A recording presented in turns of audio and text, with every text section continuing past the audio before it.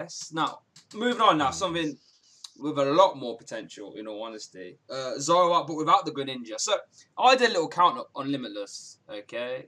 Zoroark had 6 different variants in top 8 across those events, okay? Sydney, Santa Clara, Sao Paulo. Some had Gyarados, some had Persian, Dugong, Rock, like normal sort of style. We've mentioned that the champ could come in here as well. So I'm just trying to get some sense of all these different variants, Joe. Now, Joe, I know you played Zoroark a little bit. So where are we sitting in regards to Zoroark right now? It's hard, man. I don't personally think it's in the best of spots. It's still trying to muck out some Zapdos, and Zapdos has got a lot weaker against muck again because it seems like the spaces for all these Ultra Beasts is coming in the form of like just thinning Zebra or cutting it all together. But I'm really hesitant to just take out the fighting stuff. Even Snorlax is a very easy card to include in Reshizard that can just make you fold if you're just going for triple accelerations and like the Persian Slowking. So I think Persian's a very good card as well.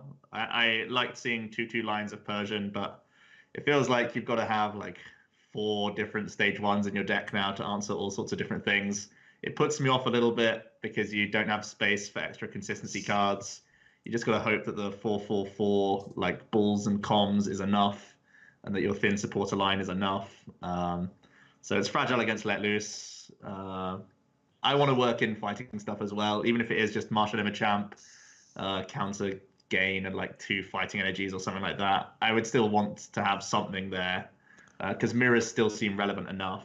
I think Dugong is one that I'm the least fan of, I think, of all the lists at the moment. I think Mew's shown itself to be insane in a lot of different decks. So it's just being played a lot, especially with Weezing like on the radar now. People want to play Mew for all sorts of reasons. So I'm not a huge fan of the Dugong. I didn't find myself using it as much as I would have liked to, outside of just those spots where I happen to lead a seal, go first, and I see 2 Inkays or something. So it's like there are those games you do just win, which feels amazing, but it's like few and far between compared to some things that will like save you, if that makes sense. Yeah. Zoro's become more of a toolbox to just have answers and you draw those answers. That's kind of how it's like positioned itself at the moment to deal with these big threats. So having a Dugong feels like a win more card in situations where you've been the aggressor anyway, which is a rare spot for Zoro, I would say. Adam, got anything to add there in regards to Zoroark? I've got to say I don't like Dugong either. I've been testing the deck, and Dugong does help against Reshizard. That's about all it really seems to help with. A lot of other decks, sure, if you can start the seal, go first, then turn 2, you take the KO, double KO on something, great, you're going to win that. But it requires so much setup. Yeah. Especially when most decks aren't playing 4... I mean, with Dugong, you're playing 4 triple acceleration, but you start to hit those triple acceleration energy while hitting your Zoroark setups. Well, it's so much. And all your opponent has to do is drop a Mew, and your whole setup's just ruined. I do like the fact that Persian got released as a card. That card is such an amazing card for Zoroark because it just... Zoroark likes its combos, and Persian gives you all those combos while also having Glissapod's GX attack, which was always one of the best GX attacks that Zoroark's ever had. And then obviously Vengeance giving you the 190 attack is amazing for the deck because it just never had that damage threshold before. You would Dangerous Rogue, and then you're like, well, I'm stuck at 120 to 150 for the entire game. Yeah. This is great. So it has added a few nice things. I personally think it's going to make a comeback at some point because Zoroark always finds the right niche meta. But right now it's in a dodgy spot. People are finding new Reshizard lists that are more consistent and more powerful. Zoroark doesn't like Reshizard no matter what you put in it. So we'll just have to see what happens to the format. Yeah, I never really understood what Dugong was for. I mean, was it solely just for the snipe, or was it there to help set up Reshizard? I couldn't. I thought, can anyone help me on that? I thought, I mean, are you really playing it for Malamar? Is Malamar really that important? No, it was never for Malamar. It being good against Malamar was a nice side effect. Okay, it was for Reshizard. Right. And initially people thought Baby Blacephalon would be really good. Okay. Yeah. Oh, right, and the idea was you put down Dugong against Baby Blacephalon, you kill one, hit another, and then if they don't bench another one on top of that, they lose the game that turn after. Okay. It's just that idea that you win that matchup, and then against Reshizard it can hit 120 for a DC or a triple and set up something else. But Okay. Baby Stefan hasn't really shown itself, so Yeah, it basically came out of Japan because Baby Blounds was way bigger over there. Okay. I So see. it was like Dugong 1.5 prizing them is really good. So yeah. Okay, that makes a bit more sense then. So when I looked at some Zoroark lists, like you said, Joe, I was just like, what is this? 6 stage ones in a deck. I thought this has to hit consistency somewhere. But my question to you is, with Persians seem to be the common denominator between all the Zoroark variants from that weekend. Would you say Persian is enough to shore up that consistency or not quite? I would say I would always have it as a 2/2 count. Persian's the most important, even though the tech cards will do the job. Like Persian's the one getting you there Yeah. in the first place. So I would want the 2/2 Persian in whatever build I was playing, and then just accept that like your tech lines have to be 1/1s that you hit. Or you just go very thick Pokemon and then lean into the Persian even more to make Vengeance your late game push. Yep. And just like have thicker lines of all your Pokemon and then just like cut Stretcher to make space for that and stuff like that. So that's kind of the route I've gone down. I cut like Pal Pad, I cut Stretcher, and just had 2/2 like Slowking, 2/2 Persian, and then like 1 Marsh Champ. It's tight as hell, but like you just have to try and make it work because Persian gets you those pieces basically. Okay. Adam, how's your sort of Zoroark list kind of looking? You don't have to be too specific, but what kind of Pokemon are we sort of rocking? definitely Persian. Yep.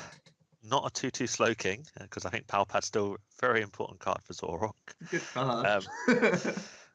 But yes, obviously, I think you still need to keep the Lele lines. You're still keeping the Zoroark lines, obviously. Yeah. Persian, I don't know if you need 2/2. I like 2 Meowth, because one thing I like about Persian is it doesn't have to be down to activate the ability. Yeah, Just a GX had to die last turn. So you can just have the Meowth ready to go, Okay. drop the Persian. Yep. It died last turn, here we go, get the cards out. So I think you very least need 2 Meowth. Whether you need 2 Persian GX, different question. Like you could even cut one if you're worried about Mill for the other Persian if it really comes to it. Okay. Otherwise, I'm not sure. I like Slowking just because triple acceleration energy is so good for everything else in your deck anyway. Whether you play 2/2 line, that seems very thick for one matchup. Yeah. I mean, I know Reshizard is scary, but there are a lot of other decks in the format.